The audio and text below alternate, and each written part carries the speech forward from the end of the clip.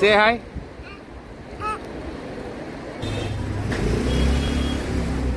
So Mahabaleshwar streets అండి ఇవి. నేను లోపలికి అయితే వెళ్ళాను, అద్భుతంగా ఉంది. నేను ఆ బీచ్ దగ్గరికి వెళ్ళి మీకు దీని లోపల నేను ఏమేమి చూసానని చెప్తాను.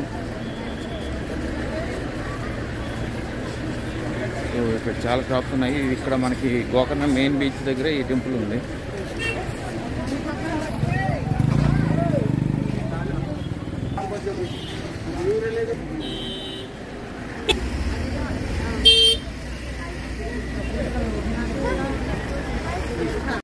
సో మహాబలేశ్వర్ టెంపుల్కి వెళ్ళి వచ్చిన తర్వాత చాలామంది ఇక్కడికి వచ్చి చక్కగా స్నానం చేస్తారు. ఇదిగోండి, పొద్దున కన్నా ఇప్పుడు సాయంత్రం చాలా ఎక్కువ క్రౌడ్ ఉంది. సో చక్కని నిదర్శనం అండి. ఇదిగోండి, శివలింగం దగ్గర నంది ఉంది. మొత్తం ఇక్కడ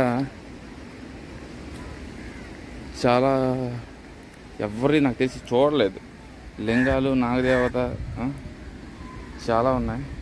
బ్యూటిఫుల్. సో గోకర్ణ బీచ్ నేను ఈవినింగ్ వ్యూ అండి ఇది.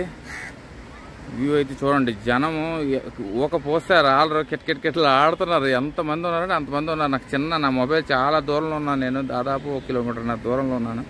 దగ్గరికి వెళ్ళి చూపిస్తాను. సో ఇదంతా మనకి నిన్న నైట్ టైం గోకర్ణ ఇప్పుడు మహాబలేశ్వర్ టెంపుల్ ఉంది కదా, మహాబలేశ్వర్ టెంపుల్ దగ్గర నుండి మీరు ఈ బీచ్కి వస్తే ఈ బీచ్ చాలా జనం అయితే ఉన్నారు. సో మ్యాక్సిమం ఇక్కడ స్నానం చేసేసి ఇదిగోండి సన్సెట్ అయితే అద్భుతం. మర్చిపోయి చూడలేదు. అమేజింగ్.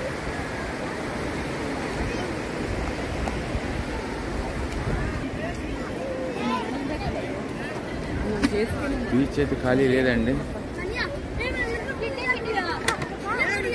అమేజింగ్. మార్నింగ్ కన్నా ఈవినింగే ఫ్లోటింగ్ చాలా ఎక్కువ ఉంది.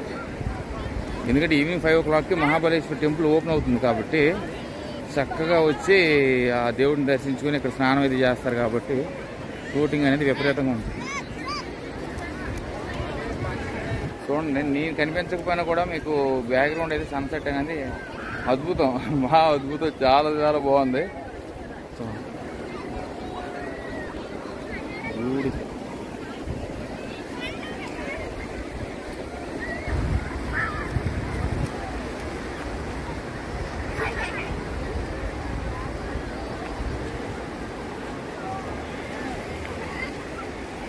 నేను చిన్న సందు అయితే ఒకటి వెతుక్కున్నానండి చక్కగా. మరి నేను యానా కేవ్స్ ఈ కేవ్స్ వెళ్ళకుండా డైరెక్ట్గా ఇక్కడ నుండి బృహదేశ్వర్ వెళ్ళిపోతున్నాను. సో మ్యాక్సిమం నాకు ఇక్కడ గోకర్ణలో పనంతా అయిపోయింది. సో అన్నీ చూపించాలంటే ఇప్పుడు యానా కేవ్స్ వెళ్ళాలంటే ఇటు ఒక రూటు, బృహదేశ్వర్ వెళ్ళాలంటే అటు ఒక రూటు. సో ఇది అసలు దసరా సీజన్ అంటారు కాబట్టి డబ్బులన్నీ పిండేస్తున్నారు. సో అదే బెస్ట్. ఎలాగో బండి తీసుకున్నాను కాబట్టి 700 ఇచ్చే రోజుకి ఒక రోజు నేను డైరెక్ట్గా బృహదేశ్వర్ వెళ్ళి అటు ఉడిపి వెళ్దాం అనుకుంటున్నానండి. చూద్దాం ఎంతవరకు వెళ్ళగలను.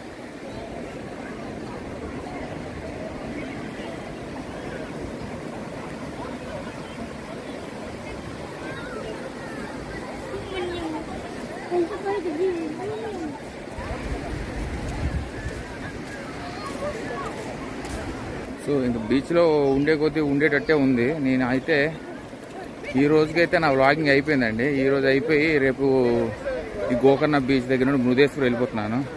అక్కడ నుండి మళ్ళీ తెలియదు మరి జర్నీ ఎక్కడి వరకు వెళ్తుందో ఏంటో. ఎక్కడ చూస్తే రేట్లు అనేవి దోలు తీరిపోతున్నాయండి. నిజంగా చెప్తున్నాను, 1200 బండికి అంటున్నారు. రూమ్ రెంట్ 1100 అంటే ఆ రూము మీకు చూపించాను కదా అసలు.